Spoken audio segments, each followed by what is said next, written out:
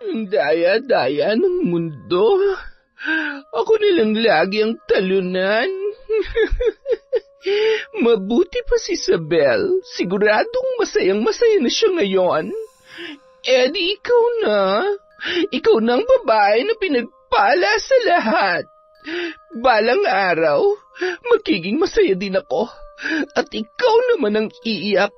Hindi ako papayag na habang buhay na lang ako magpaparaya sa lahat. Ay, salamat. Sa tagal ko na nagtatrabaho dito, ngayon mo lang napansin ang kaseksihan at ang beauty ko.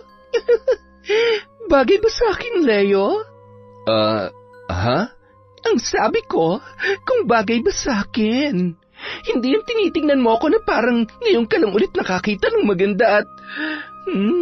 ganito rin ba ka-sexy ang asawa mo noon? Oo naman. Sadya palang naiiba talaga kapag nagbubuntis ang babae. Aba, ilusyonadang babae ito Masyadong matapang. Kinukulang pa ata sa sakit. Sige, pagbibigyan kitang lintik ka. Ano pa ba? Gagawin kitang diyosa ng mga tsaka. Mahal, maawa ka. Alam mo namang mahal na mahal kita, di ba? Pinagsisisihan ko ng lahat ng mga nagawa ko. Natukso lang ako.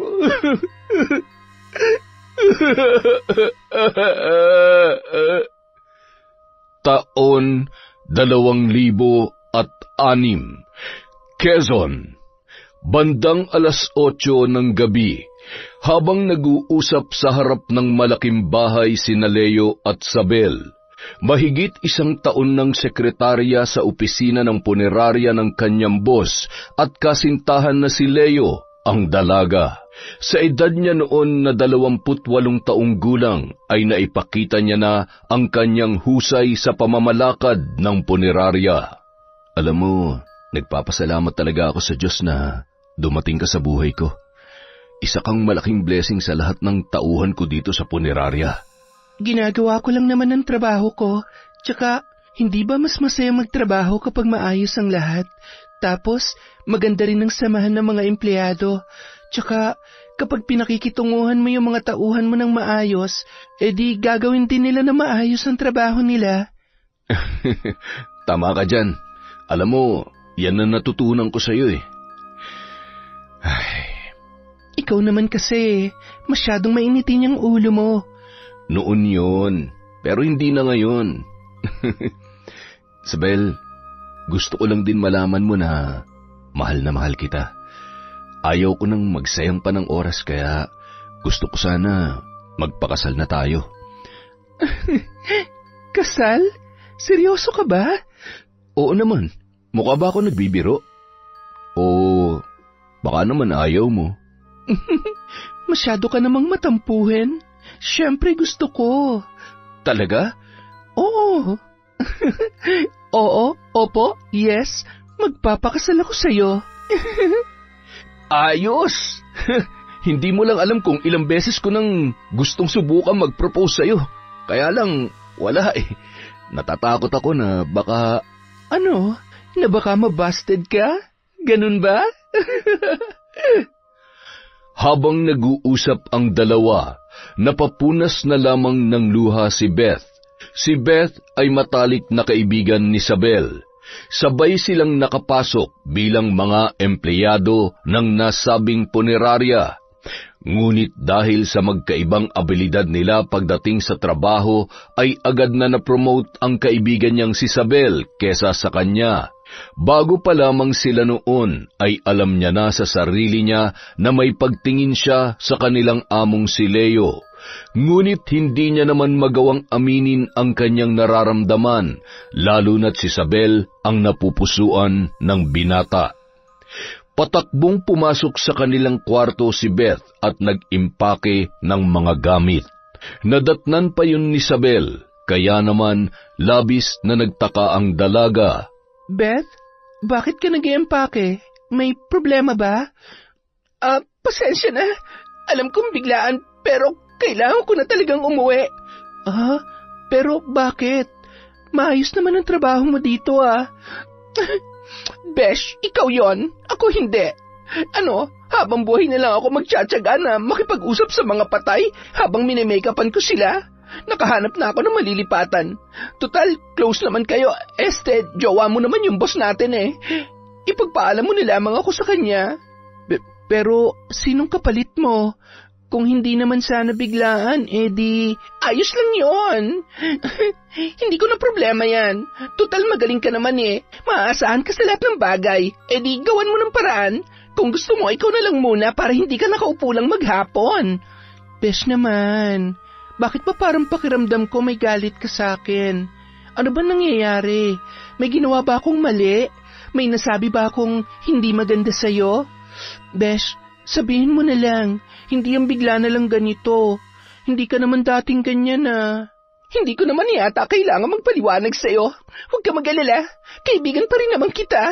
At saka, para sa'yo din naman itong gagawin ko. Dapat magpasalamat ka pa nga sa akin eh. O paano? Tapos na ako rito. Huwag ka mag-alala, tatawagan pa rin naman kita. At kapag ikakasal ka na, imbitahan mo na lang ako, ha? Ay, oo na. Makakalimutan ba naman kita? Basta mag-iingat ka, ha? Kapag nagbagong isip mo, kapag gusto mong bumalik ka lang. Buntong hininga na lamang at matabang ng ngiti ang itinugon sa kanya ni Beth. Sabay lumabas na yun sa kwarto at tuluyan ng umalis. Sinundan pa yun ni Isabel sa labas dahil hindi mawala sa kanya ang mag-alala para sa kanyang kaibigan. Pumasok ka na doon. Huwag mo na akong sundan. Dahil kahit ano pang gawin mo, buo na ang desisyon ko. Hindi ako galit sa'yo. Mag-iingat ka palagi dito, ha?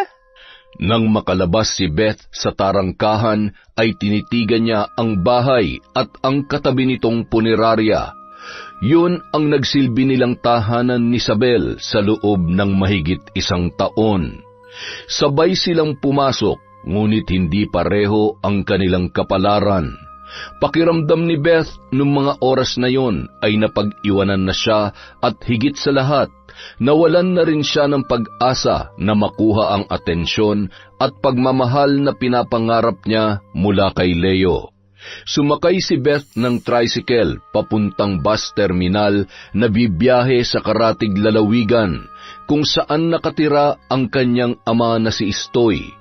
Hindi sila magkasundo ng kanyang tatay dahil sa pagiging lasenggo nito at hindi makontrol ang sarili kapag nalalasing, mas pinili niya na lamang na magtrabaho. Siguro naman, makakahanap rin ako agad ng malilipatan na trabaho. Kahit tindera, labandera, at kahit hindi kasing laki ng sahod ko dun sa punerarya, okay lang. Ay, galit kaya si tatay sa akin? Bahala na nga. Nang makarating yun sa kanilang bahay, bandang 11:00 na ng gabi. Kumatok siya ng kumatok, ngunit wala namang sumasagot. Kaya naman, pumunta na lamang siya sa gawing likod at doon dumaan sa may maliit na awang sa kusina. Yari sa kahoy ang pader at pawid naman ang bubong ng kanilang bahay. Bakas na ang kalumaan maging sa mga kagamitan. Nang tanggalin niya ang kanyang sapatos ay ramdam niya ang makapal na alikabok sa sahig na semento. Walang kuryente at tanging degaserang ilaw lamang ang nagbibigay ng liwanag sa loob ng bahay nung gabing yun. Amoy na amoy niya ang alak sa loob ng kabahayan at nang sumilip siya sa kwarto ay nakahiga sa sahig ang kanyang tatay Istoy na noon ay lasing at tulog na. Agad niya yung nilapitan at tinapik sa balikat. Tay, gising! Kailangan niyo hong lumipat sa katre at malalamigan yung likod niyo. Kaya niyo pa bang bumangon? Aalalayan ko kayo. Huwag mo akong galawin at nahihila ko lahat, lintik ang bata ka. Natutulog ang tao pinakikilaman mo. Sino ka ba? Tay naman, si Beth Huto. Ano? Si Beth? Wala siya dito. Nilayasin na ako ng anak ko, saksakan ng tigas ng ulo. Iniwan na nga ako ni nani niya, tapos pati siya, iniwan ako. Kung ayaw nila sa akin, di ayaw ko rin sa kanila. Huwag na silang babalik. Kaya ko naman mag-isa. Ay.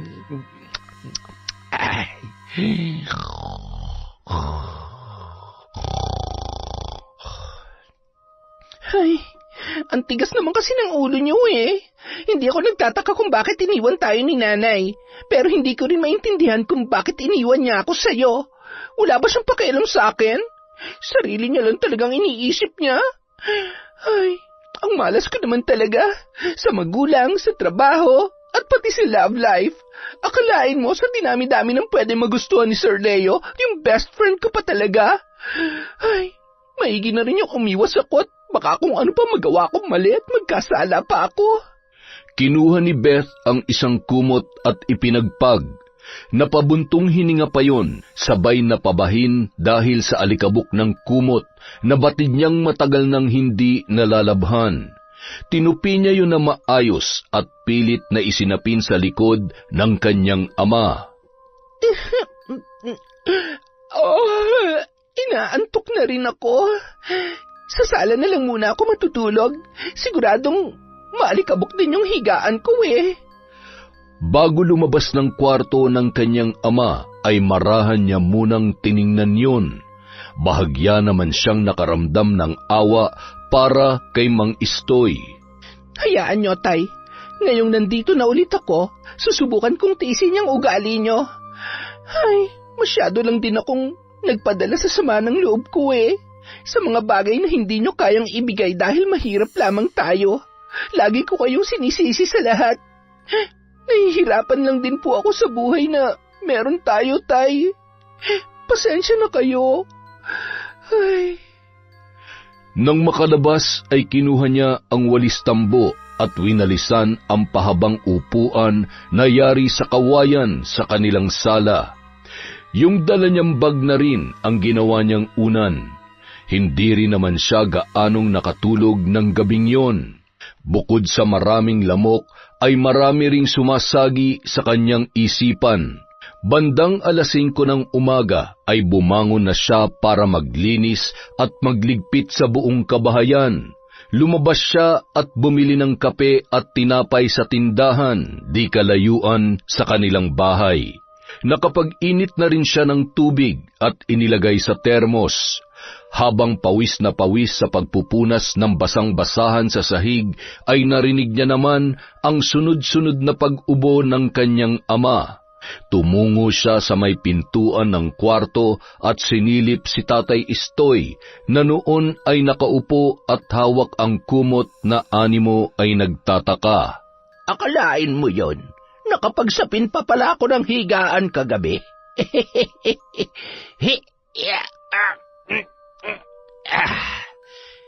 Tay, mabuti naman at gising na kayo. Halina ho kayo, magkape na tayo. Oh, nandito ka pala talaga. Akala ko ay nananaginip lamang ako kagabi. Ano nakain mo't naalala mong umuwi? Dito na ho muna ako maghanap ng trabaho. Meron naman po siguro ako mapapasukan dito. Para ho, nababantayan ko kayo. Nangangayayat na ho kayo, Tay eh. Wala na ho yata kayong ginawa kundi uminom na lang ng uminom. Alak na lamang ang nagpapasaya sa akin. Kaya pabayaan mo na lamang akong uminom. Tsaka na ako magpapahinga kapag wala na akong pambili. Maganda ang ani, kaya marami akong pambili ng alak. Ay, kaya ayaw ko kayong padalhan ng pera eh. Alam ko na sa alak niyo lang uubusin. Bakit mo naman ako padadalhan eh? Hindi naman ako nang hihingi sa'yo. Ay, halina nga ho kayo, magkape na tayo para naman mawala na yung epekto ng alak sa inyo. Abat, baka naman lagnating ka kapag pinagtimpla mo ako ng kape. Sus, ang sabihin nyo, namimiss nyo na ako na timplahan kayo ng kape. Aminin. Oy, wag mo akong dinadaan sa ganyan, ha? Akala mo ba hindi ko naaalala kung paano mo ako tinakasan kasama si Isabel? Nang makapwesto si Mang Istoy sa may katamtamang laki ng hapagkainan, agad na kumuha yon ng tinapay at nagpatuloy sila sa pagkukwentuhan. Kasi naman ayaw niyo akong payagan kaya ayun, tumakas na lang ako. Huwag niyo na ho akong pagalitan. Tsaka kahit papano nakaipon naman ho ako doon. Gusto ko po kasing ipaayos tong bahay natin. Aba, Mabuti naman dahil kapag tag-ulan ay bumabaha na dito sa loob ng bahay. Buti nung kabataan ko ay kaya ko pa yung akyatin at ayusin. Ay, ipagawa na lang ho natin sa iba.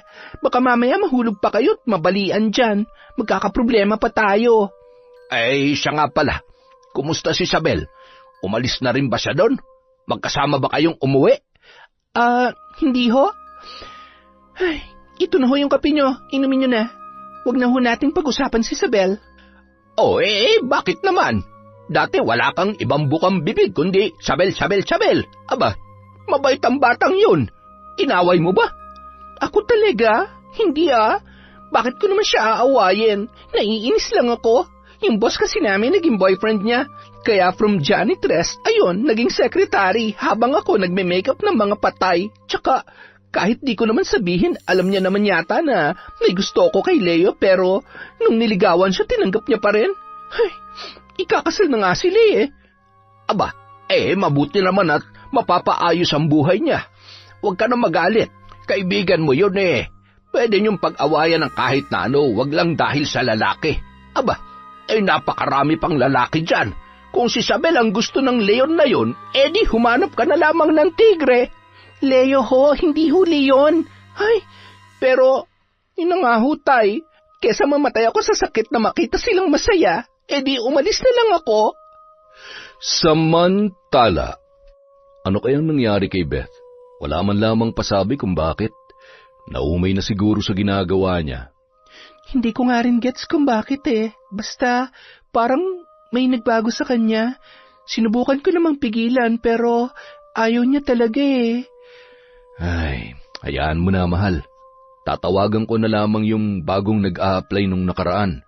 Nanghihinayang lang ako lalo na't gamay na gamay niya na yung trabaho dito sa atin. At magaling siya mag-makeup ng bangkay Kaya nga Pero hayaan na lang muna natin siya. Kapag na-miss ako noon, babalik din yun dito. Samantala, makalipas ang 3 araw na paghahanap ng trabaho, ay agad naman natanggap si Beth bilang tagapangalaga ng isang matanda. Nag-uulyanin at umaaktong bata. Hindi niya yun maiwan-iwan hanggat hindi pa umuuwi ang amo niya sa trabaho na si Nico. Beth, pasensya na, medyo mahirap alagaan si tatay dahil sa kondisyon niya. Pero huwag ka mag-alala, babawi ako sa'yo. Buti nga, nagustuhan ka niya Kapag hindi niya kasi gusto nagbabantay sa kanya, sa unang araw pa lang nagwawala na yan. Mukha nga hong nagustuhan niya ako, kaya lang, maya't maya naman akong tinatawag. Naku, baka nagagandahan sa'yo si tatay. Naku naman, sir, hindi ko po siya masisisi. Marami na hong nagsabi niyan sa akin. Siya nga pala, kung nahihirapan kang bumiyahe sa araw-araw, huwag ka nang umuwi sa inyo. Kapag linggo ng umaga na lang dahil wala naman akong pasok, ihahatid na lang kita. Sige po sir, wala naman pong problema sa akin. Tsaka, huwag mo na lang akong tawaging sir. Hindi naman nalalayo ang edad natin Halika, kain muna tayo. Ganito ako lagi dito. Wala akong panahon magluto kaya puro bili. Isa pa, hindi rin naman ako marunong. Ganun ba? Huwag kayong mag-alala. Pwede ko naman kayong ipagluto. Naging maayos naman ang trabaho ni Beth hanggang sa makaramdam na siya ng pagod sa ginagawa ng matanda. Basa diaper! Mabaho! Beth! Mabaho na! Palitan mo ako diaper! Beth! Hay, ano ba? Sandali lang naman. Ang kulit-kulit mo talaga kahit kailan. Kapag hindi ka tumigil sa katatawag, iiwanan kita. Tatapusin ko lang tong paghuhugas ng mga pinggan. Huwag ka magkakalat dyan, ha? Kalat? Hindi pa naman kalat tayo ko, Sandali. Gusto mo kalat, ha? Sige, ayaw mo palitan bago? Ako natanggal nito. Baho! Beth, iligo na ako, bilis na! Ay, ano ba naman, ang kulit-kulit talaga. Sabi ng sandali lang Oo na, sandali lang. Nang puntahan ni Beth ang matanda sa kwarto, ay napasigaw siya sa inis at halos masuka sa napakabahong amoy. Buisit ka talaga, matanda ka. Wala ka na bang alam gawin kundi pahirapan ako? Bakit ba kasi hindi ka marunong maghintay eh? Aray, sakit naman nun. Tama na, huwag ka nagagalit. Salbahe, sumbong kita kay Nico. Subukan mo na magsumbong, hindi lang yan ang mapapala mo sa akin. Hindi mo ba nakikita? Napakadugyot mo. Wala ka nang ginawa kundi pahirapan ako. Tumayo ka dyan. Naririnig mo? Bilisan mo at pumunta ka sa banyo. Ay nako. May mga pagkakataon na sadyang hindi mapigilan ni Beth ang kanyang sariling emosyon.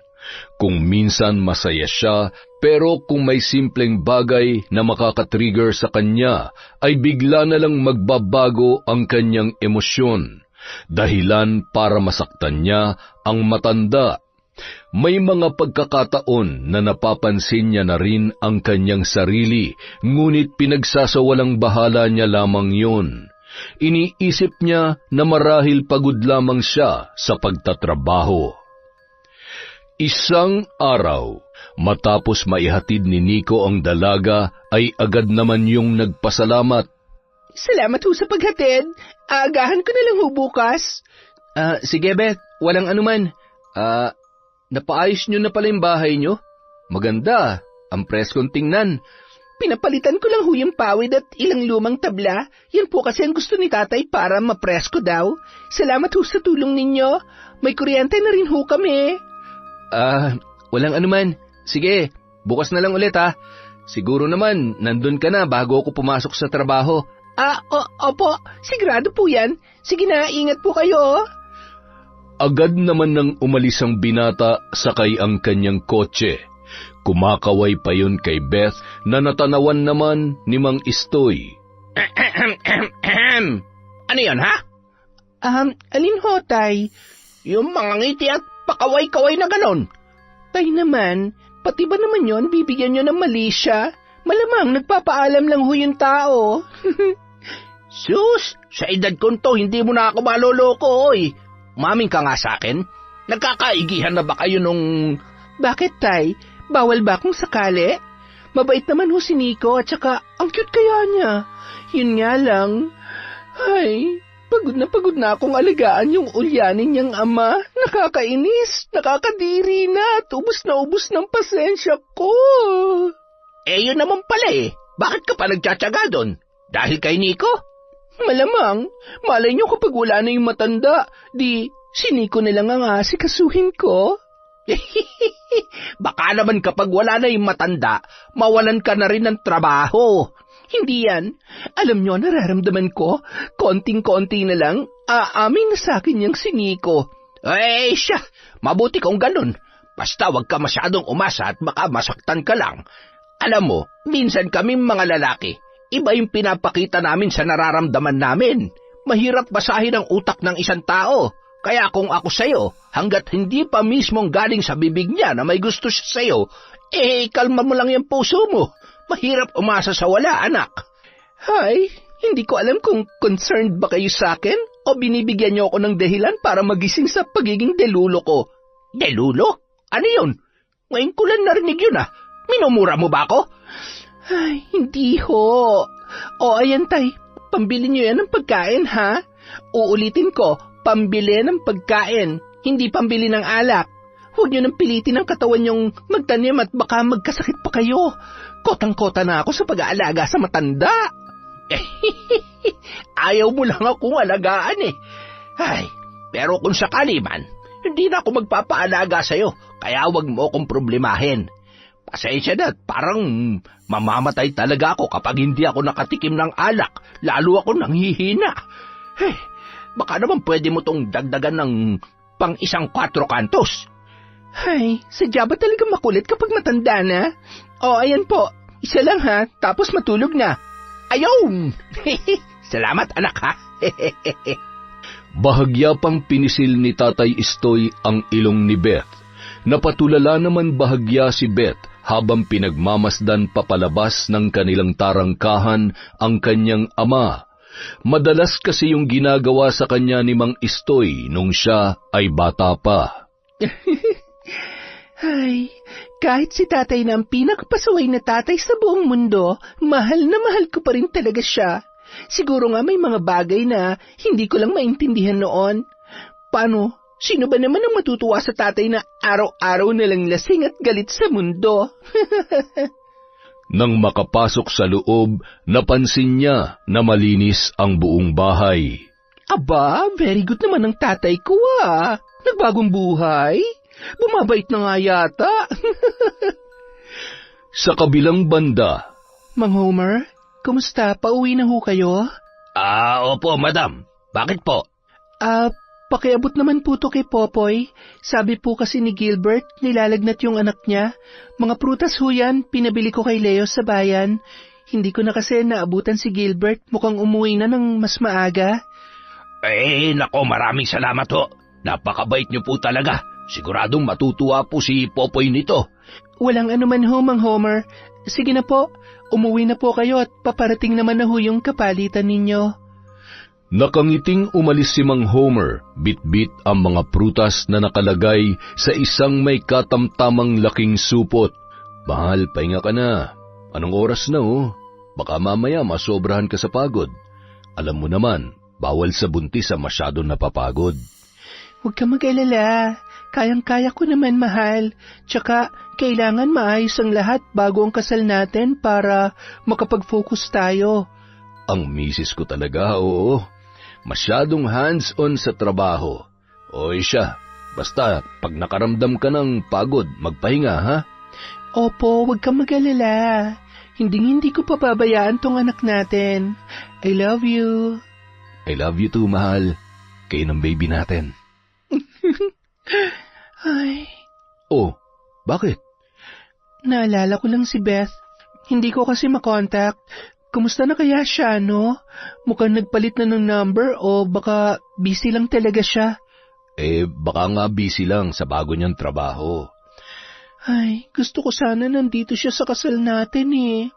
Wala na akong magulang at siya lang naman na nag-iisang kaibigan ko kaya gusto ko sanang... Mahal, kung gusto niyang pumunta sa espesyal na araw natin, pupunta talaga yon. Pero kung ayaw niya, hayaan na lang natin. Alam mo ang importante, nandun tayo pareho. Isa pa, ganun talaga.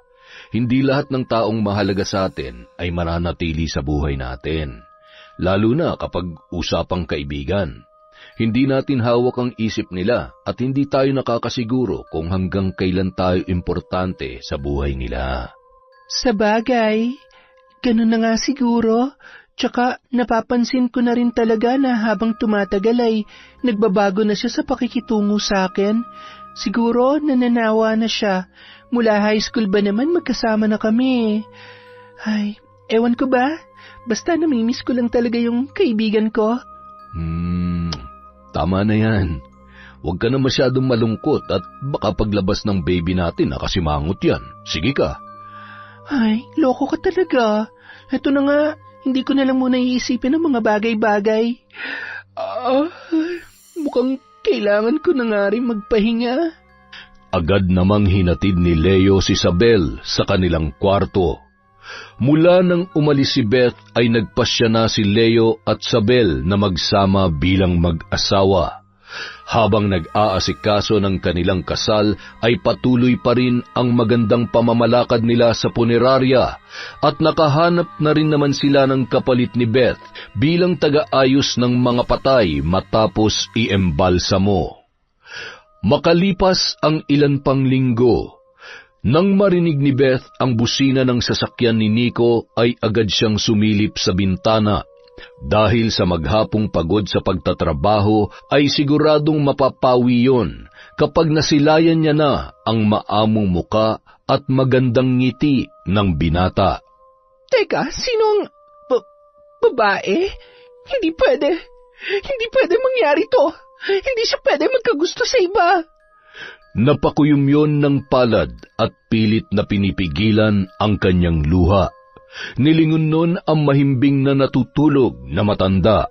Hindi ako makakapayag na mauuwi lang sa wala ang lahat ng pagsasakripisyo at pagtitiis ko dito para sa iyo, Nico. Hindi ako makakapayag na maagaw ka ng babaeng yan sa akin. Nang makapasok si Nico kasama ang kanyang kasintahan, pinili na lamang ni Beth na manatili sa kwarto ng matanda. Hindi yun mapakali at pasilip-silip sa dalawa na noon ay masayang-masaya na nagkukwentuhan. Hindi na napigilan pa ng dalaga ang kanyang luha nang makita niya ang suot na singsing ng babae at marahan pa yung hinagkan ni Nico sa labi. Psst! Ano sinisilip mo dyan? Umiiyak ka ba? Ako? Umiiyak? Hindi Bakit naman ako iiyak? Napuwing lamang ako. Matulog ka na nga lang dyan. Umiiyak ka Umiiyak ka, oh. Gutom na ako. Gusto kong manood ng TV sa sala. Ano? Bawal. Hindi pwedeng lumabas, may bisitang anak nyo. Hindi kayo nakaligo kanina kaya dito lamang kayo. Huwag kayo makulit ha. Tatamaan kayo sa akin. Yumuko na lamang ang matanda, sabay tumalikod sa dalaga. Salbahe! Salbahe! Anong binubulong-bulong mo dyan? Salbahe! Abat! Halos mapatakbo si Beth sa matanda para takpan ang bibig noon. Nang marinig naman ni Nico ang sigaw, ay nagpaalam muna yon sa kanyang kasintahan. Bakit sumisigaw si Tatang? Ano po? Gusto niya kasing lumabas at manood ng TV. Sabi ko ho, may bisita kayo kaya hindi pwede. Tatang, dito na lang ho kayo manood. O, ayan, wag hong makulit, ha? Salbaheng babae! Salbahe! Tatang, masama naman yan Mahal na mahal kaya kayo ni Beth. Alam niyo ba na siya lang ang bukod tanging tumagal sa inyo? Kaya wag na kayo nagagalit. Siya nga po pala, kasama ko si Eunice. Nagkabalikan na ho kami. Si Eunice? Mabait at magandang babae yun. Asan siya? Pwede ko ba siya makausap? Nang tawagin ni Nico si Eunice, masaya yung pumasok at nakipagkwentuhan sa matanda. Kitang-kita ni Beth ang saya sa mukha ni Nico habang pinagmamasdan ang kanyang ama at ang kasintahan nito. Halo-halong emosyon at matipid na ngumiti lamang siya bago lumabas ng kwarto at huminga. Hindi pa siya nakakalayo nang bigla siyang tawagin ni Nico. Beth, pwede mo ba kaming ipagluto? Kung okay lang? Sige ho, wala naman hong problema. Ano po bang lulutuin ko? Ikaw nang bahala. Hindi naman mapili sa ulam si Eunice Salamat ha. Tumango na lamang ang dalaga at dumiretso na sa kusina. Hindi naman mapili sa ulam si Eunice Mga biset. At ginawa pa akong kusinera. Kung lagyan ko kaya ng laso ng pagkain ng Eunice na yan, lahat na lang ba na lalaki mamahalin ko mapupunta sa iba? Bakit ba hindi ako? Bakit ako na lang lagi ang hindi nagugustuhan at hindi napipili? Ano bang mali sa akin? Nagpatuloy pa rin yon sa kanyang ginagawa. Mabilis niyang natapos ang paggagayat. Paulit-ulit niya pang nililinisan ang lababo at halos pati ang kamay niya ay magkanda sugat-sugat na sa kakakuskus noon. Mabilis ang paghinga at ramdam na ramdam niya ang pamumula ng kanyang muka. Habang nakasalang ang kanyang nilulutong ulam, ay umupo muna siya nang maramdaman ang panlalamig ng kanyang paa at kamay. Halos masuka pa siya nang maramdaman niya ang paninikip ng kanyang dibdib. Pilit niyang pinapakalma ang sarili ng mga sandaling yun, hanggang sa tinapik ni Nico ang kanyang balikat at tiningnan siya nito sa muka. Okay ka lang? Kanina pa kita tinatawag, parang hindi mo ako naririnig. Tsaka, bakit parang pawis na pawis at namumula ka? Katatapos ko lang kasing maglinis ng lababo. Medyo maalinsangan din kasi dito.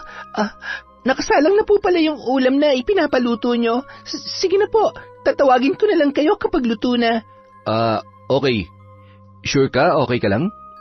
Oo naman. Lagi naman akong okay. Nang matapos magluto ay agad naman na yung naghain at sabay-sabay na silang kumain. Nanatili na lamang siyang nakayuko at tila ba walang nakikita na kasama sa hapagkainan. Pagkatapos ng mahabang gabing yun, nang makaalis na si Eunice, ay tila ba nabunutan siya ng malaking tinik sa kanyang dibdib. Ano ba? Bakit pa ako nasasaktan ng ganito? Baliw ka ba? Tama si tatay. Mas masakit umasa sa wala. Kung alam ko lang na mangyayari to, sana hindi na lang ako nagtiyaga dito. Para mailabas lahat ng sama ng loob, ay kumuha pa yon ng 2 beer sa ref at dinala sa kanyang kwarto. Nakaawang ng kaunti ang pinto noon at nang sinilip ni Nico ang dalaga ay halos paubos na ang 2 bote. Mukhang may pinagdadaanan si Beth. Kawawa naman. Baka namimiss niya ng tatay niya o di kaya baka hiniwalayan siya ng syota niya. Ang daya-daya ng mundo. Ako na lang lagi ang talunan. Mabuti pa si Isabel. Siguradong masayang-masaya na siya ngayon. Eddie, ikaw na. Ikaw nang babae na pinagpala sa lahat. Balang araw, magiging masaya din ako. At ikaw naman ang iiyak. Hindi ako papayag na habang buhay na lang ako nagpaparaya sa lahat. Kinabukasan, paggising ni Beth, naramdaman niya na ang bigat ng kanyang pakiramdam. Rinding-rindi siya sa boses ng matanda sa tuwing tinatawag siya noon. Hindi rin siya mapakali. Gusto niya lang maglinis ng bahay. Pinaliguan niya rin ang matanda at napapaaray yun dahil sa lakas ng kanyang pagkakahilod, pero tuloy-tuloy lang siya na parabang walang naririnig at pakialam sa nangyayari sa kanyang paligid. Ilang sandali pa, Ano ba? Kalilinis ko lang sa'yo tapos nagkalat ka na naman. Pagod na ako. Tumayo ka dyan. Linisin mo sarili mo dun sa banyo. Tumayo ka sabi. Ano? Hindi mo ba ako naririnig? Tama na! Masakit! Ayaw ko na sa'yo! Bakit? Ayaw mo sa akin? Akala mo ba gusto ko magpakahirap na mag-alaga sa'yo, ha? Kung ayaw mo sa akin, mas lalong ayaw ko sa'yo. Beth, tama na. Sinasaktan mo si tatay? Kaya pala niya sinasabi na ayaw niya sa'yo dahil sinasaktan mo siya. Kailan pa yan? Alam mo bang pwede kitang ipakulong sa ginagawa mo? Sinasahuran kita na maayos tapos ito lang palang ginagawa mo sa kanya? Umalis ka na! Nico, makinig ka sa akin. Sorry, hindi ko naman sinasadya. Magpapaliwanag ako, pakiusap. Sapat na nakita ko. Hindi to gawain ng matinong tao. Umalis ka na ngayon din. Kung hindi, ipapadampot kita sa pulis. Umiiyak na tumakbo si Beth papunta sa kanyang kwarto at nagmamadaling kinuha ang kanyang mga gamit. Patakbong lumabas ng bahay at wala sa sariling naglakad papalayo. Napaupo yun sa isang tabi at pinilit na pinapakalma ang kanyang sarili bago sumakay ng tricycle. 10:00 na ng gabi nang siya ay makarating sa kanilang bahay. Nagtataka pa siya kung bakit bukas na bukas pa rin ang kanilang pinto. Bigla naman siyang kinabahan at nagmadaling pumasok sa loob. Tatay, sabi ko na nga ba lasing na naman kayo eh. Nilapitan niya yon para gisingin sa mahimbing na pagkakatulog pero wala naman siyang naamoy na alak. Napakunot noo ang dalaga at hinawakan ang kanyang tatay Istoy na noon ay malamig na. Tatay, huwag naman po kayo nagbibiro ng ganyan. Tay, gumising ka.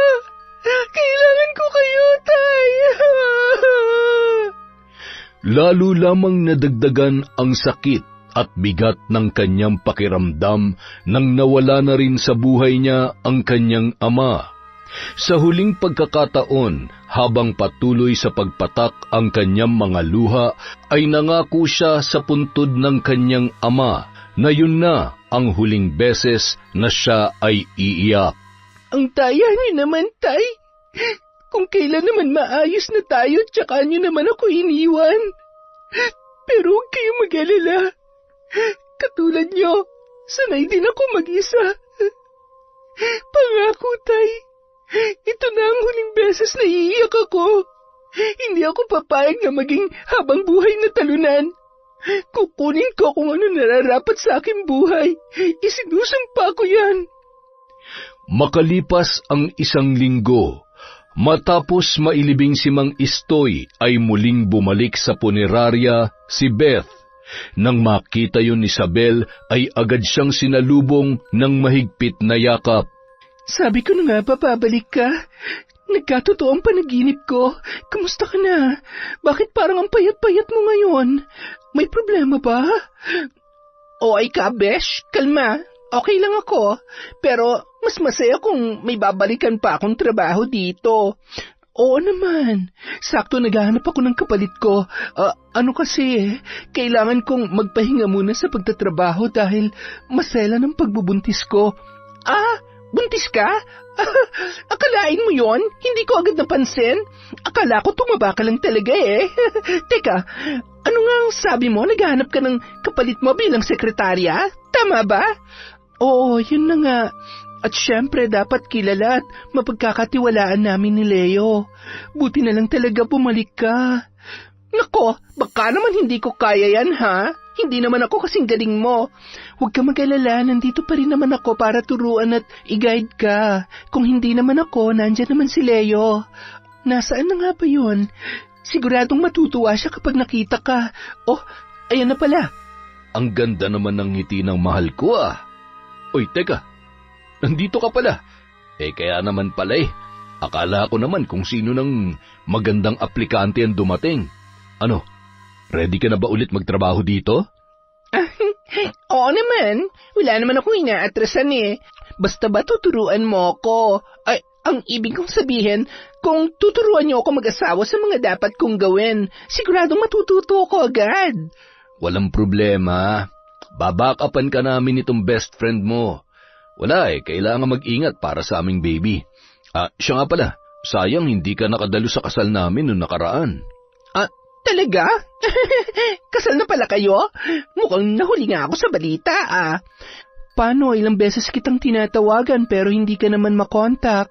Mas masaya sana kung nandun ka. Charotera ka, te. Ayos lang yon. Ang importante natuloy yung kasal nyo. Congrats Masayang-masaya ako para sa inyo. Lalo na sa'yo, Beshi. Magpakasaya ka dahil lahat ng meron ka ngayon ay makukuha ko rin sa tamang panahon at pagkakataon. Beshi, halika na. Ihahatid kita sa kwarto mo. Hoy, okay ka lang? Ha? Oo, okay lang ako. Ano nga yun? Ang sabi ko, ihahatid kita sa kwarto mo. Sabayan mo rin muna ako magmerienda at nagugutom na naman ako. Masyadong matakaw tong inaanak mo Mahal, ikaw na munang bahala dyan ha? Sige mahal, take your time. Sigurado marami kayong pag-uusapan. Matapos mailagay ni Beth ang kanyang gamit sa kanyang silid, niyaya yun ni Isabel sa kanilang kwarto para ipakita ang mga larawan nila noong kasal. Ayan, tingnan mo. Ang ganda, diba? Pero mas masaya at mas maganda sana kung kasama ka namin dyan. Okay lang yon, Besh. Ang importante, masaya ka pa rin naman at natuloy ang kasal nyo tapos ngayon, magkakababy ka na. Ang bilis ng panahon. Totoo yan, Besh. Kaya ikaw, mag-asawa ka na rin. Huwag mong problemahin ang love life ko. Pasasaan ba't isa sa mga araw nito, makukuha ko na rin ang gusto kong lalaki. At kapag nagkataon, hinding-hindi ko na siya pagkakawalan pa. Pagkatapos nilang magkwentuhan ay tumungo naman sila sa kusina para kumain.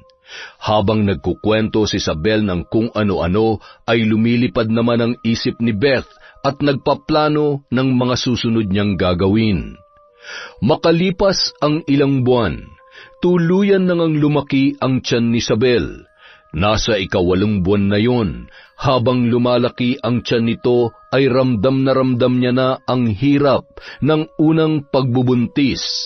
Sinabayan pa kasi yon ng pagkakaroon niya ng mga pantal sa katawan na natural lang na nararanasan ng ilang nagbubuntis. Nawalan din ito ng gana sa mga nakagawian nilang gawing mag-asawa dahil pareho silang abala sa kanilang trabaho.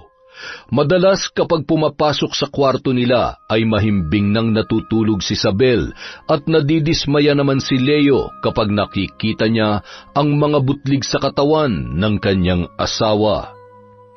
Isang gabi, bandang 8:00, bagong ligo si Beth at halos maligo na rin yun sa pabango. Malayo pa ay humahalimuyak na sa opisina at nakarating ang amoy noon sa iba pang silid. Isang matamis na ngiti ang bumungad kay Leo habang naglalakad papalapit sa mesa niya ang babae. Oh, may lakad ka ba? Bakit parang may date ka yata? Ang sexy mo naman masyado. Ay, salamat. Sa tagal ko nang nagtrabaho dito, ngayon mo lang napansin ang kaseksihan at beauty ko. Bagay ba sa akin, Leo? Ha? Ang sabi ko kung bagay ba sa akin. Hindi yung tinitingnan mo ako na parang ngayon ka lang ulit nakakita ng maganda at... ganito rin ba kaseksi ang asawa mo noon? Oo naman. Sadya palang naiiba na talaga kapag nagbubuntis ang babae, no? Sa true, pero okay lang naman yan. Kahit sino namang lalaki, medyo madidismaya kapag ganun kalosyang at maraming katikati ang katabi niya at yayakap-yakapin mo sa gabi, hindi ba? Okay lang naman yun. Babalik din naman yan sa normal kapag nakapanganak na siya at mahalagaan niya rin naman ulit ang sarili niya. Ang sabihin mo, pabaya lang din talaga siya sa katawan niya. Alam mo, nababasa ko yung isip mo ngayon. Meron kang kailangan na hindi niya kayang ibigay sa'yo, hindi ba? Alam mo, Leo, kung imumulat mo lang ang mga mata mo, makikita mo na nandito lang sa harap mo ang hinahanap mo. Akma niya sanang hahalikan si Leo, ngunit bahagya siyang itinulak ng lalaki. Beth, ano ba? Hindi tama yung ginagawa mo. May asawa ko. Kaibigan mong asawa ko. Tapos, ano naman ngayon? Alam mo, wala naman akong balak sabihin sa kanya kung sakaling pagbigyan kita ngayon sa gusto mo. Gusto ko ba o baka naman ikaw may gusto? Okay, sabihin mo na kung ano gusto mong sabihin. Ano? Ayaw mo ba talaga, Leo? Minsan nang mangyaring ganitong pagkakataon. Hindi ka ba nalulungkot? Kasi ako... Bago pa man matapos sa pagsasalita si Beth, ay agad siyang sinunggaban ni Leo ng mapusok na halik. Nang mga oras na yon ay napaatras si Mang Homer at Gilbert sa kanilang nakita, kaya bumalik na lamang sila sa silid kung saan sila nag-eembalsamo ng patay. Diyos ko, kawawa naman si Ma'am Sabel. Wala siyang kalam-alam sa ginagawa ng asawa at kaibigan niya. Nababaliw na siya para ipagpalit si Madam sa kaibigan pa mismo nito. Kita mo naman yung suot ng babae. Kita na ang kaluluwa Sino ba naman ang hindi matatangay sa ganon? Isa ka rin, tay. Isumbong kaya kita kay nanay. Hindi rason yun kung mahal niya ang asawa niya kahit maghubad yung babae sa harap niya. Hindi niya papatulan yun. Ay, magtrabaho na nga lamang tayo. Sana lang ay malaman na ito ni Isabel bago pa mahuli ang lahat. Baka isang araw pagising niya wala na ang asawa at negosyong pinaghirapan niya dahil sa ahas niyang kaibigan. Kinabukasan, habang naglalakad-lakad sa labas ng bahay si Isabel at nagpapaaraw ay masaya siyang binati ni Mang Homer. Malapit na po yata kayong mga anak. Ang laki na ng tiyan niyo at namamanas na rin yung paa ninyo. Oo nga po, Mang Homer. Sana nga po lumabas na siya at hirap na po talaga ako pero kailangan ko po itong tiisin. Ay, pasasaan ba't makakaraos din naman po ako? Tama ka dyan. Palagi ka lang magdasal at mag-iingat. Tinapik ni Mang Homer sa balikat si Isabel at napabuntong hininga. Sabay tiningnan niya sa mata ang babae na tila ba punong-puno ng awa. Mag-iingat ka sa mga taong nasa paligid mo. At bantayan mo na maayos ang mga bagay na para sa'yo, lalong-lalo na ang asawa mo. Agad nang umalis ang matanda na noon ay pauwi na. Napaisip naman si Isabel at biglang kinabahan sa sinabi ng matandang embalsamador. Kaya naman agad siyang pumasok at pasimpleng nagbamasid sa opisina ng kanyang asawa, kung saan abalang nagtatrabaho ang kaibigan niyang si Beth. Kapansin-pansin ang kakaibang tinginan at mga ngitian ng dalawa. Pilit pa ring pinakalma ni Isabel ang kanyang sarili dahil kinakailangan niya ng sapat na ebidensya sa kanyang hinala nung mga oras na yon. Napahawak siya sa kanyang tiyan nang makaramdam ng bahagyang pagkirot, kaya pinili niya na lamang na bumalik sa kwarto para makapagpahinga at makapag-isip-isip. Pagsapit ng gabi, habang nakatalikod sa isa't isa ang mag-asawa na nakahiga sa kanilang kama, ay para namang dinadaga ang dibdib ni Isabel. Gustong-gusto niya nang tanungin ang asawa, ngunit may kung anong pumipigil sa kanya. Hinayaan niya na lamang na dumaloy ang mga nagngingilid niyang luha sa kanyang mga mata at nagpanggap na mahimbing nang natutulog. Maya-maya, dahan-dahan niyang naramdaman ang pagtayo ni Leo sa pagkakahiga at dahan-dahang binuksan ang pinto. Makalipas ang ilang minuto ay lumabas din si Isabel kahit pa nanginginig ang kanyang mga tuhod sa kaba at takot sa posible niyang malaman sa gabing yon. Dinala siya ng kanyang mga paa sa silid ng kanyang kaibigan at dahan-dahan niyang binuksan ang pintuan. Agad niyang sinugod ang kanyang asawa na noon ay wala ng pangtaas na damit na nakikipaghalikan kay Beth na wala ng saplot. Mga hayop! Mga taksil! Mahal, sandali lang. Magpapaliwanag ako. Paano mo ipapaliwanag ang lahat ng ito? Ano yung ginagawa niyo, ha? At ikaw babaeng malandi ka. Pinagkatiwalaan kita at higit sa lahat kaibigan kita. Paano mo nagawa sa akin to? Masyado ka namang madamot, Isabel. Hindi ba pwedeng ako naman na maging masaya ngayon? Dapat mapalagi na lang ikaw. Ngayon, alam mo na ang pakiramdam ng maagawan at maging talunan. Isa kang traidor.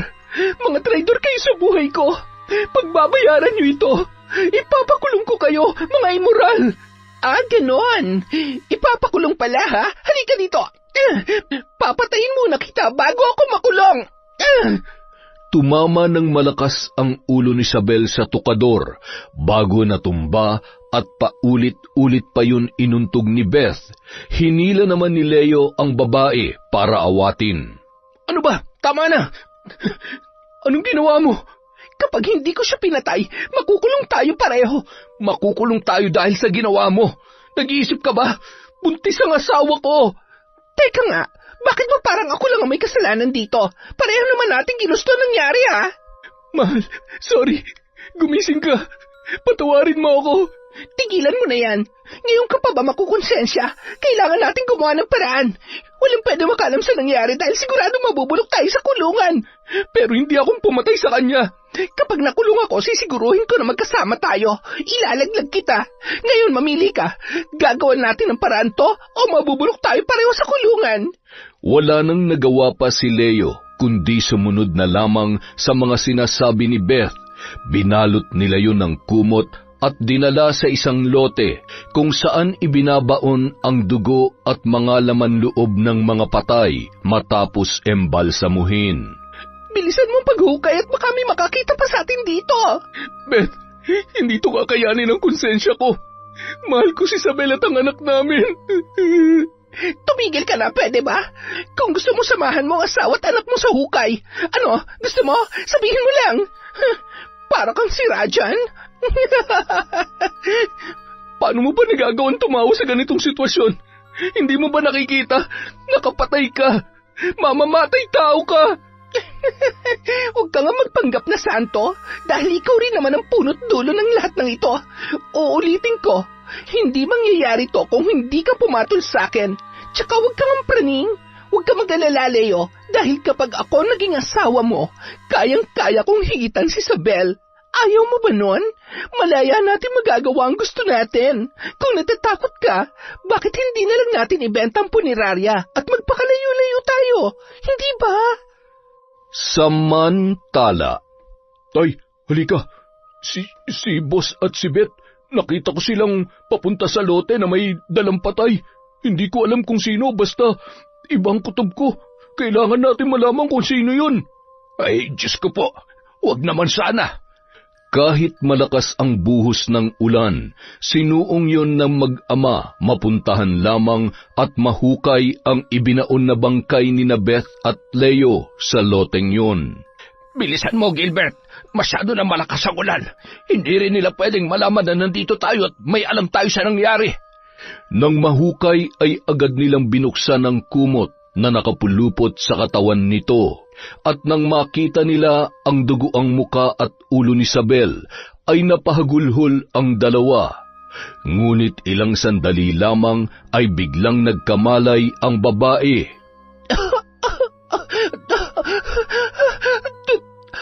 Tulong! Tay, buhay pa siya.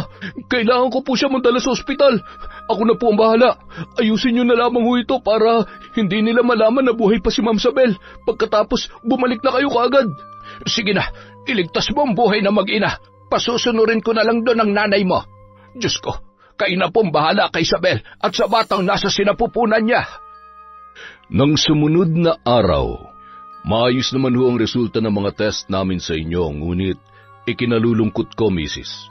Ginawa namin ang lahat ng aming makakaya, ngunit wala na talagang buhay ang bata sa inyong sinapupunan. Hindi totoo yan. Hindi pwedeng mawala ang anak ko.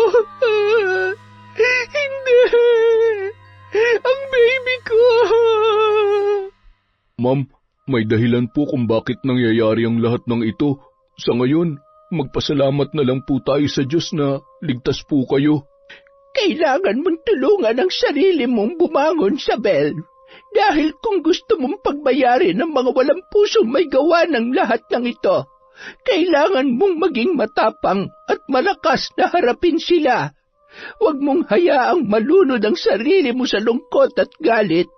Gamitin mo ito para bumangon at pagbayarin sila sa kanilang mga kasalanan. Makalipas ang isang linggo, isang malungkot na balita ang ipinaabot ni Leo sa mga tauhan nila matapos niyang kausapin ang mga yon. Hanggang sa ngayon, hindi ko pa rin matanggap ang nangyari. Ginawa ko naman ng lahat para mailigtas ang mag-ina ko pero wala na sila. Pasensya na lamang kung hindi ko na naiuwi dito ang bangkay nila dahil ayaw ko na makita pang pinaglalamayan ng asawa at anak ko. Pero alam ko kung nasan man sila ngayon, lalo na si Isabel. Sobra-sobra siya nagpapasalamat sa inyong lahat. Dahil sa nangyari, nagpasya ako na isara na lamang ang puneraryang ito. Kailangan ko ng sapat na panahon para kalimutan ang mga nangyari sa amin. Hindi ko akalain na magagawa mo ito sa sarili mong asawa. Wala kang konsensya. Siguradong pagsisisihan mo lahat ng ito, Leo. Napakasama mo. Oh, ano bang tinutunga-tunga nyo? Magselis na kayo. Wala naman ang utang na sahod sa inyo si boss kaya wag na kayong malungkot. Kung ako sa inyo, bukas na bukas din, maghanap na kayo ng bagong trabaho. Mabuti ka pa. Parang hindi ka namatayan ng matalik na kaibigan. Bakit? Kailangan ba maglupasay pa ako sa iyak? Tsasera kang matanda ka. Umuwi ka na nga.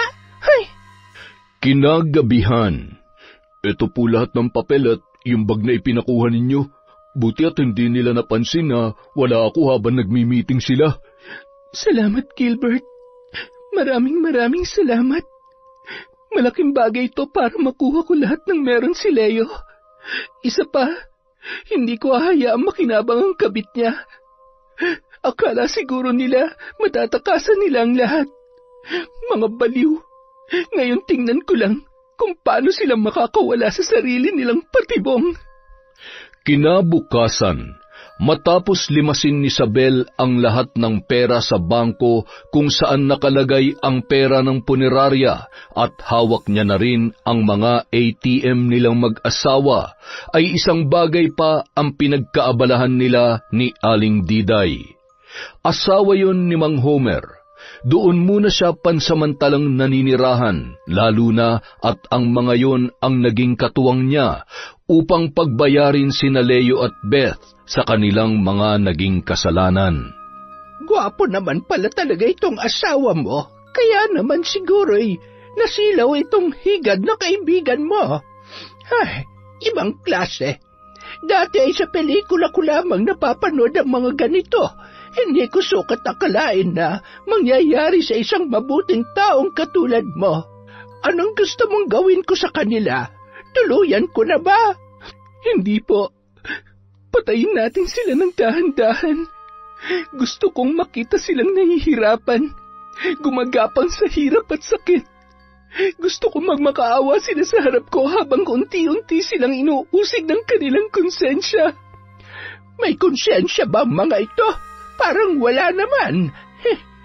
Huwag ka mag-alala, ako ang bahala. Ipapatikim ko sa kanila ang tripleng balik ng mga taksil at naging dahilan ng pagkamatay ng anak mo. Sige na, magpahinga ka na. At bukas na bukas rin ay makikita mo na ang resulta ng iyong mga kahilingan. Samantala, Nasaan na yung mga gamit ni Isabel? Yung bag niya, nandun lahat. Pati yung mga importanteng dokumento nawawala din. Umamin ka nga. Pinakailaman mo ba? Ano? Mali ka ba naman dyan? Ano akala mo sa akin, magnanakaw? Nagawa mo ang pumatay eh. Magnakaw pa kaya? Wala nga akong alam. Bakit pang kulit mo? Aray ko, Leo. Ang sakit ng dibdib ko. Huwag mo ako inaartehan. Sabihin mo na lang kasi kung nasan yung... Ha? Ano yan? Mga uod at anong klaseng insekto yan? Marami pang nakabaras. Tulungan mo ako. Hindi ako makahinga. Ayoko. Takot ako sa mga ganyan. Diyan ka lang. Huwag ka lalapit sa akin.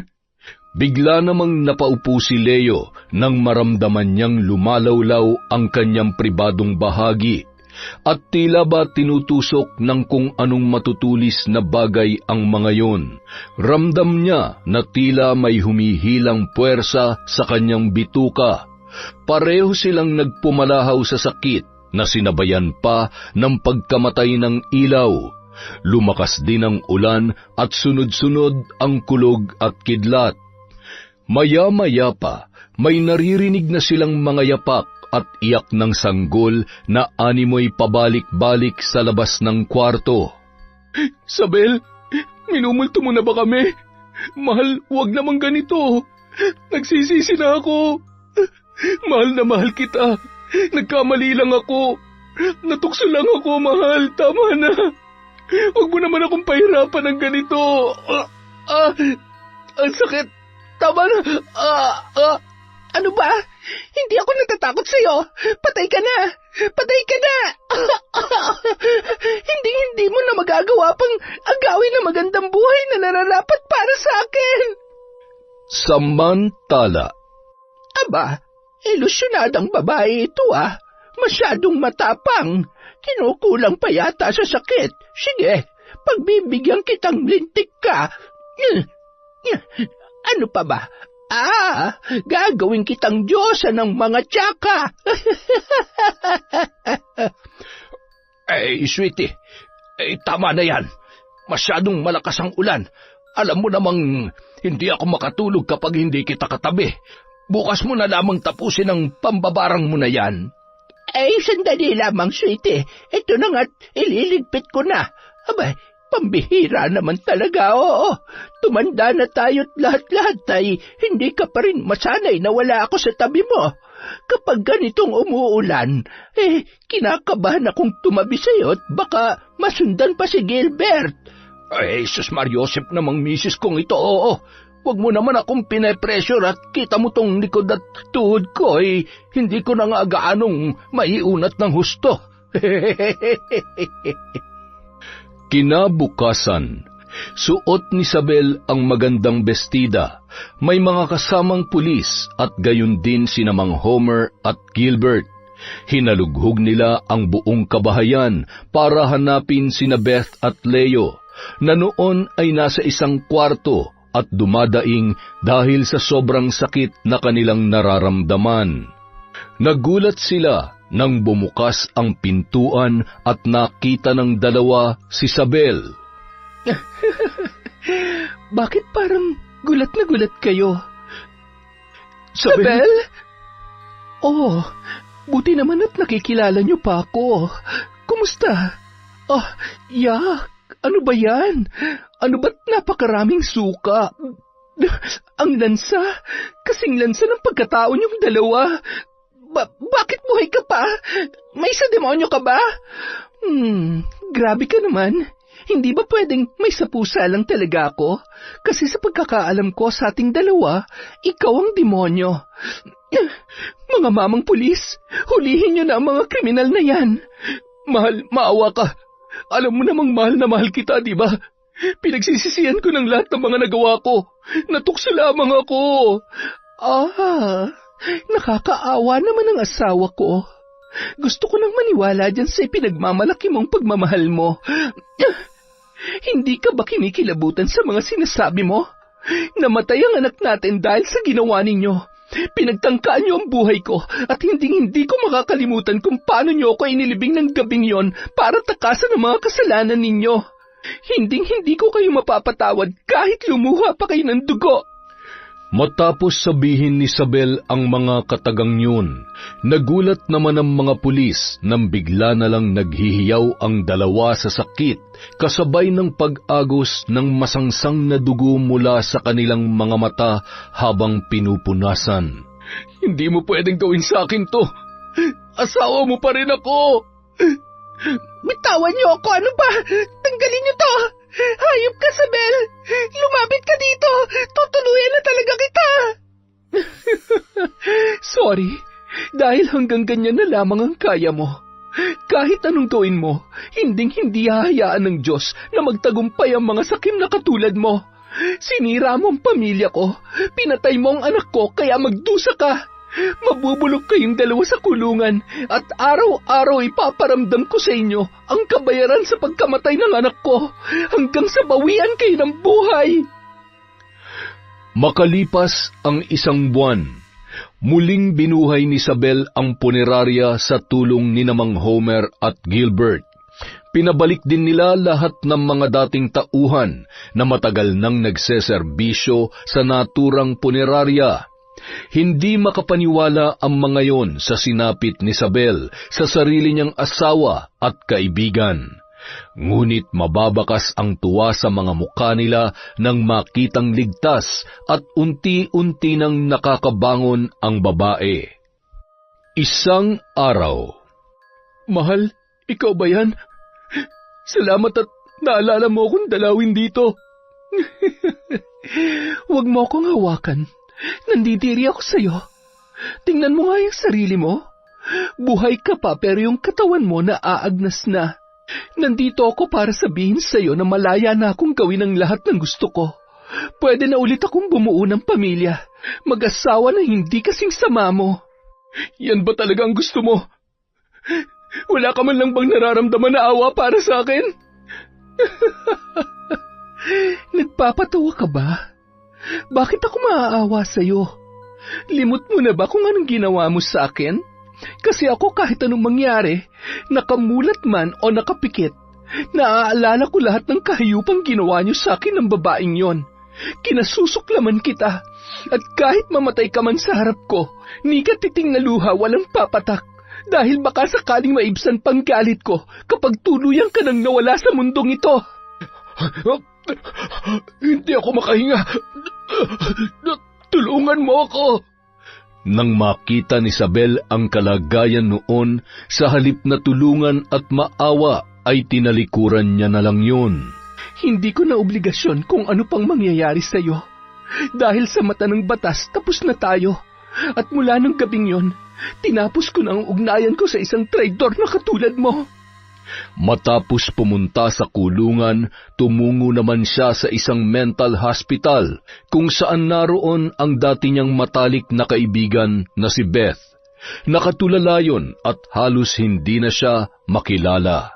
Ang unfair ng mundo. Yan ang lagi mong idinadaing sa akin noon. Pero ang totoo, kaya yun ang pakiramdam mo kasi hindi ka marunong makontento. Alam mo ba, sobrang minahal kita bilang kaibigan. Ni minsan hindi kita pinag-isipan ng masama. Para na nga kitang kapatid, di ba? Pero nagkamali ako. Akala ko pareho tayo ng intensyon sa isa't isa. Akala ko kaibigan talaga kita pero isa ka palang ahas. Kaya kung ano man ang pinagdaraanan mo ngayon, kulang pa yan. Sana nga naalala mong lahat eh. Sana hindi ka pinapatulog ng konsensya mo sa lahat ng mga kasalanan mo. Humakbang na patalikod si Isabel nang biglang nagsalita si Beth. Sorry. Patawarin mo ko, Isabel. Nilingon niya lamang yon at tinitigan ang malalim na mga mata ni Beth habang patuloy na kinukutkot noon ang mga sugat sa kanyang kamay. Sana ganun lang kadaling burahin lahat ng kasalanan mo sa akin. Sana may babalik din ng buhay ng anak ko sa paghingi mo ng kapatawaran. Ito na ang huling beses na magkikita tayo dahil kahit mahirap, gusto ko na magsimula ulit. Gusto ko na kayong burahin ng tuluyan sa buhay ko. Samantala. Psst! Tumahimik ka! Bakit ka ba iyak ng iyak? Isabel, ano ba? Patahanin mo nga yung anak mo. Leo, halika na. Iwanan na natin sila. Oo, ako mahal mo, hindi si Isabel. Tay, si Leo po asawa ko. Leo, huwag ka nang mahiya. Magmano ka na sa tatay ko. Hoy, baliw ka ba? Salita ka ng salita, wala ka namang kausap. Hindi ako baliw. Ikaw ang baliw. Makalipas ang 2 taon. Tita, kumusta po kayo? Bakit po parang ang lungkot nyo na naman? Hindi naman. Pagod lamang ako kaya gusto nyo po ba yakapin ko kayo? Alam nyo po, kapag malungkot, hinahag lang ako ni Tatay Gilbert tapos masaya na po ulit ako. Talaga? Patingin nga kung nakakawala ng lungkot ang hug mo. Ayan, happy na po ba kayo? Oo naman. Happy na ako. Salamat ha. Salamat kasi lagi mo akong pinapasaya. Siguro kung buhay yung baby ko, magiging kasing bait at kasing bibo mo rin siya. Hindi po ata effective yung hug ko sa inyo. Baka kailangan nyo rin ng hug ni Tatay Gilbert. Ha? Ikaw talagang bata ka. Hindi pwede yon. Ikaw lang ang pwedeng i-hug ng tatay mo kasi anak ka niya. Pero sabi po ng teacher ko, pwede natin i-hug yung mga love natin. Sabi po ni Tatay, love ka niya eh. Ay, nakalimutan ko. Lagot, secret pala namin yun ni Tatay. Huwag niyo po akong isusumbong ha. Popoy, anak, mukhang kinukulit mo na naman ng tita Isabel mo ah. Hindi po. Sige po, pasok po muna ako sa loob. Pasensya ka na sa kakulitan ng anak ko ha. Nako, wala yon. Napapasaya niya nga ako eh. At saka, kanino pa ba naman magmamana ng kakulitan yon? Di ba sa tatay? Uy, hindi ah. Babe ako nung bata ako. Kung ganon, Eddie, hindi nga siya nagmana sa'yo. Alam mo bang may sikreto na sinabi sa akin ng anak mo? Sikreto? Ano yun? Secret nga eh. Ay, sige, pasok muna ako ha. Hoy, sandali. Saan ka pupunta? Ang torpe naman nito. Ay. Nang makapasok si Gilbert sa bahay ay nagpalakad-lakad yun at hindi mapakali. Binato yun ni Aling Diday ng maliit na unan ng kanilang sofa. Hindi ka ba titigil sa kakalakad? Abay, nahihilo na ako sa'yo. Hindi mo ba nakikitang nakaharang ka? Nanonood kami nitong tatay mo. Yan ho ba nanonood? Ang lakas na hong makahilik eh, oh. Aray! Sabi ko panoorin mo, hindi matutulog ka. Kapag ako nainis ay hahayaan kita matulog dito. Ikaw naman, Gilbert, ano ba't parang sinisilihan yung puwet mo? Wala ho. May iniisip lang po ako. Ay, aba, pumasok ka na sa kwarto mo't naaalibadbaran ako sa'yo. Yung anak mo patulugin mo na't maaga pa ang pasok noon bukas. Nakaraming katok muna yun sa kwarto bago binuksan ni Popoy na animoy kinakabahan. Poy, anak, sabihin mo nga sa akin, may sinabi ka ba kay Tita Sabel mo tungkol dun sa sikreto natin? Tatay, sorry po.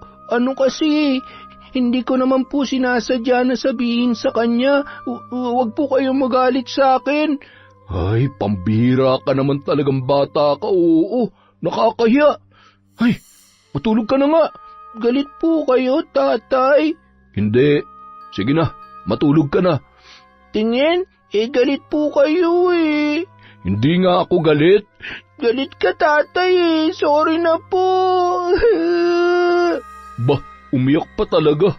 Tahan na, magagalit pa ang lola mo kapag narinig kang umiyak nun. Ilang sandali lamang ay agad nang nagbukas ng pinto si Aling Diday. Bakit umiiyak ang apo ko? Pinalo mo ba? Pinalo ka ba ng tatay mo, apo ko? Hindi po. Gilbert, umayos ka. Malilintigan ka sa akin. Nanay talaga, mas mahal pa yung apo niya kaysa sa akin. Dati ako kapag umiyak, pinapalo niyo na ako agad eh. Tapos tong apo niyo ayaw niyong paluin. Aba, nagrereklamo ka ba? Hindi naman ho sa ganun. Sinasabi ko lang. Ay, kinaumagahan. Gilbert? Hoy, ano ba? Iniiwasan mo ba ako? Ay, hindi ah. Bakit naman kita iiwasan? Ano ba yun? May iuutos ka ba sa akin? Sus, kunwari ka pa. Ang sabihin mo, iniiwasan mo talaga ako. Ay, oo na. Pasensya na. Alam ko namang, alam mo na yung totoo. Kalimutan mo na lang yun. Bakit naman? Dahil ba hindi yung totoo? O naduduwag ka lang?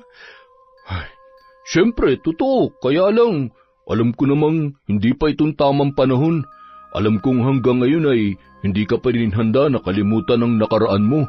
Baka nga, sa kabila ng lahat, mahal mo pa rin si Leo eh. Ano ka ba naman? Matagal nang patay si Leo. Ay, sa totoo lang, hindi madaling kalimutan ng lahat, pero nagpapasalamat ako dahil nagawa ko. At hindi totoong mahal ko pa rin siya hanggang ngayon. Kung ang buhay may hangganan, ganun din ang pag-ibig. Nakakalungkot isipin pero yun ang totoo. Minsan, mahal talaga tayo ng tao at mahal din naman natin pero hindi pa rin tayo nakakasiguro. Ang tamang tanong kasi ay hanggang kailan tayo mahal ng mga taong mahal natin. Darating at darating kasi ang panahon na susubukin ang isang relasyon. May darating na bago, mas nakahihigit, mas kamahal-mahal, kaya nakakalimutan tayo. Hindi natin pwedeng ipilit na maging sapat ang sarili natin sa taong hindi marunong makontento at makita ang halaga natin bilang isang tao. Kung nagbabago at nawawala, ibig sabihin, hindi pa yung totoong pagmamahal. Kaya nga nagbago at nawala dahil baka nga may iba pa talagang para sa'yo, para sa atin. Kung sakali bang ligawan kita, tatanggapin mo ba ako? Kung sakaling tanggapin kita sa buhay ko, iiwan mo rin ba ako? Kaya mo bang manatili sa akin? Isa lang ang alam ko, kapag nagmahal ako, mananatili ako. Alam mo, hindi lang siguro nakita ni Leo dati kung gaano siya kaswerte na ikaw ang naging asawa niya. Naging mahina lang siya, pero ako, sigurado ako sa nararamdaman ko sa'yo. Mula nung gabing hinukay ka namin ni tatay, alam ko sa sarili ko na hindi ko na kayang mawala ka pa sa paningin ko, na sana naglakas loob na agad akong umamin sa nararamdaman ko noon. Hindi mo na sana sinapit ang sakit na pinaranas sa iyo ng Leo na yun. Nangyari na ang mga nangyari. Siguro nga lahat na nangyayari may dahilan. Kung hindi man ako pinalad noon, malay mo sa pangalawang pagkakataon. Kasama ka. Isang matamis na ngiti at mahigpit na yakap na lamang ang naitugon ni Gilbert kay Isabel. Sa kabila ng takot sa nakaraan, muling sinubukan ng babae na magmahal sa pangalawang pagkakataon. Dahil sa mahal na mahal siya ni Gilbert, hindi niya na napansin na unti-unti na siyang nakakalimot sa lahat ng sakit na kanyang pinagdaanan. Muli niyang naramdaman maging buo, masaya at mahalin ng tama. Makalipas ang 3 taon, nagpakasal sila sa simbahan at hindi nagtagal ay dininig ng Diyos ang isa sa matagal niya ng hinihiling. Ninenervyos ako, sweetie. Lumabas na kaya ang apo natin? Hindi ko alam, sweetie. Ninenervyos din ako. Sana naman ay manahin ng apo ko ang kagwapuhan ko. Kahit yun na lang at wala naman akong ari-arian na may papamana sa kanya. Patingin nga ng pagmamukha mo. Ay, wag na. Hayaan mo nang manahin niya ang kagwapuhan ni Gilbert. Tutal ako naman ang kamukha ng anak natin. Hindi ka na nahiya magpamana ng itsura mong yan. Kung hindi nga kita mahal, siguradong laging sira ang umaga ko. Akalain mong sa tagal natin ay ngayon mo lamang nasabi yan. Nakakasama ka naman ng loob. Bahala ka na nga dyan. Hoy, saan ka pupunta, Homer? Abat, masyado ka namang matampuhing gurang ka. Kapag ako nainis, papatulan na talaga kita. Ay, ano ba naman kayo? Kinakabahan na nga ako ng sobra-sobra nagagawa niyo pa talaga magbangayan dito. Ang tatay mo kasi, masyadong sensitibo. Ba't nagsasabi lang naman ako ng totoo? Masyadong nag-iinarte. Nakakasakit nga naman kasi talaga kayo ng feelings, Nay. Pasensya naman. Hindi ko kayang ipilter tong bibig ko Bahala kayo. Basta ako hindi na makapaghintay na makarga ang apo ko. Makalipas ang 3 oras. Abat, ang apo ko, manang-mana sa pinagmanahan, para lamang akong nakaharap sa salamin. Ay, sweetie, galit ka pa ba? Huwag ka na mag-inarte dyan. Lumapit ka na dito. Masyado ka naman nagtatampo, hindi na bagay sa edad mo. Tingnan mo itong apo natin. Hindi ba? Sabi ko sa iyo Apo, ang lola mo, huwag kang matatakot sa lola mong yan, ha? Kita mo, sama talaga ng shhh! Sasabat pa Baka mamaya magulat itong apo mo. Ay, pambirang buhay ito. Kayong dalawa talaga. Ay, nako, kahit kailan. Kumusta ka na, love? Sobrang nag-alala na ako kanina. Ako rin naman, pero nilakasan ko ang loob ko para sa anak natin at para sa mahal na mahal kong asawa. Thank you, love, ha? Masayang-masaya ako. Sana makauwi na tayo at sigurado ako na matutuwa si Popoy. Yun! Ang ganda ng kwento. Tsaka, grabe yung mag-asawang matanda, nakakatawa, di ba? Dahil dyan, meron tayong shout-out. Simulan po natin kay Lent TV2. Namiss ka po ng kwentong enteng. Hi kay Pureza Tagiwalo, kay Maria Thiris Alimios. Hi kay Girl Tesay. Hello kay Jeneline Jacobe, kay Ruby Mar Policarpio at Alvin Alejandro. Hi kay Barhel del Rosario. Hi kay Mel Ryan Bolanos. Hello din po kay Mirna Ranrio, Sachong Viñas Tricano Maribel Orpilia family from RV Tiong. Hi po kay Ana Hapina, kay Leia Albao, kay Josephine Ordiz, kay Rhea Marimar at Virgie Gail. Hi po kay Maria Benitez, kay Belen Malbas, sa Office 2 family, Philp, Dolly, Erica, Patrick, Janet at Randy from Track Capacity.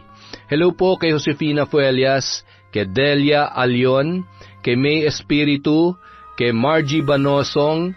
Hi kay Sara Cañete, kay Ed Tito, Boss Ate Jean at Boss Deng from Junel Fuentes. Hi po sa Eskultura Garments, kay Rin Jonah from Tata Pinoy TV. Hello po kay Rowena Loon from Kuwait. Hi kay Jubel Baldonasa, kay Kaloy Carpon, Heidi Tamidles, at si Ison Tamidles from Charson Tamidles. Hi po kay Janet Cisneros, kay Kat Burglar Cutie, kay Febe Ranyada, kay Carolina Silorio, kay Jaren Beter. Hello po kay Anily 1988, kay Celino Makiling, Dizon Valdez, Domayan Ambrosio, Abediencia, at Kakalda family from Connie Kakalda. Hello po kay Glefe Penel, kay Celestina Siguya, kay Rosalina Bagayong. Hi kay Elizabeth Dungka, kay Alma Naong, kay Mary Anyao, kay Jennifer Mauricio, kay Chris Alcantara. Hello po kay Cecil Vlog, kay Chat Advincula, Sean Fahilan, kay Jessica Rojas, kay Joe Fernando from Patrick Dordas, kay Resel Galope, kay Beth Mercado, kay Era Choi. Hi po kay Sineth Gregas. Hello kay Hira Mini. Hi po kay Shauma TV. Hi Bru, ako si Bru, kumusta ka? Hi po kay Manny Maniego, kay Mamiliana Nalugon, kay Anesita Esidto, kay Lady Sparrow Taurus. Shout out kay Amy Bug, kay Melanie Rosales from Raimundo Rosales. Hello po kay Cecil Sabroso, kay Lourdes Ali, kay Ninita Fajardo, kay Sid BDH. Hi po kay Cliven Dubalan, kay Candida De Balucos, kay Maria Lee Nakagawa, kay Jenny Espine, kay Maria Magdalena Tagakay, kay Faye Piguero, kay Bicolana Magayon, kay Doris Estander. Hello po kay Mercedita Balana Reyes, kay Ruel Bangabanga, kay Des Limbo, kay Arabella. Hello kay Jessel Colamar, kay Jency, kay Annalisa at Ella Heda from Hong Kong. Hi po kay Dimples Yumi, kay Lucille de Lima. Shout out kay Chloe Abalos, kay Raquel Hasigawa, kay Sharon Makabadbad, kay Jesus Alegre. Hello po kay Miguel TikTok. Hi kay Manuel Arenque from Daisy Dularte. Hi kay Mirna Alfaro, kay Richard Cayon from Wifey Rosalina Bugayong. Hello kay Patty Tiago, kay Emma Ruth Manyakap, sa Buendia family, Jenny May, Billy Ray at Ray Buendia from Lucy Buendia. Shout out kay Susan Mangalus from QZ. Hi kay Catherine Alinsag, kay Jocelyn Sagrado from John Paul Cataros. Hello po kay Sakinia TV. Hi kay May Espiritu, kay Malu Hapin, kay Cresilda Sotil, kay Del na high blood. Hi po kay Christy Gaitan, kay Oria Atienza, kay Jennifer Sacris. Happy birthday po sa masipag na pamangkin ni Elvira Malakas. Hi po kay Kurt Mina, kay Kuya Hamdan. Hello kay Beth sa Garcia family at Hermosa, Bayambang, Pangasinan from Geraldine Eyano. Hi po kay Nelia Badidles. Hi kay Mami from Doha, Qatar, kay Gemma de Ocampo, kay Rain, kay Marisa Villanueva, kay Account. Hi po kay Princess AJ12. Hello kay Elsie Magsino, kay Filipina Palsario, sa Rojas family from Domeng Rojas. Hello po kay Rosana Bibit. Hi kay Jerilyn Bayron, kay Lorena Mallorca from Kathleen Joyce Mallorca. Hi po kay Elizabeth Sumalinog. Hi kay I Love Traveled, sa Sevillana Tamagos family from Janice Tamagos. Hi kay Resty Esquivel at Lynn Salvidar. Hello po kay Jennifer Candelario. Hi kay Rachel Nishio, kay Ami Viray, kay Roxanne Ladion, kay Edna Kitts Garcia Tiokson. Hi po kay Mary Ann Moralina. Shout out kay Nancy Eligoyo, kay Vilma Bautista, kay Janet Catalogo de Lima, kay Lian Hagos. Hi po sa Blue Ocean Garments from Gumamela, Brazil. Hi po kay Lucy San Jose. Shout out kay Sydney Crosswind, kay Connie Cruz, kay Al, Ricky, June, Elaine, Jeff, Mike, Leslie, May, at Rosalie Clemente. Hi po kay Sandra De Pedro, kay Bernadette Cruz, sa Barlita family from Anlu Barlita, kay Odeza Alfin. Hello po kay Hilario Patra Hasmin. Hello din po kay Reden Garcia and Jinky Baruga at kay Jess Ariola. Para po sa mga hindi natin na shoutout, marami pa po tayong susunod na video. Maraming salamat po mula sa Kwentong Enteng.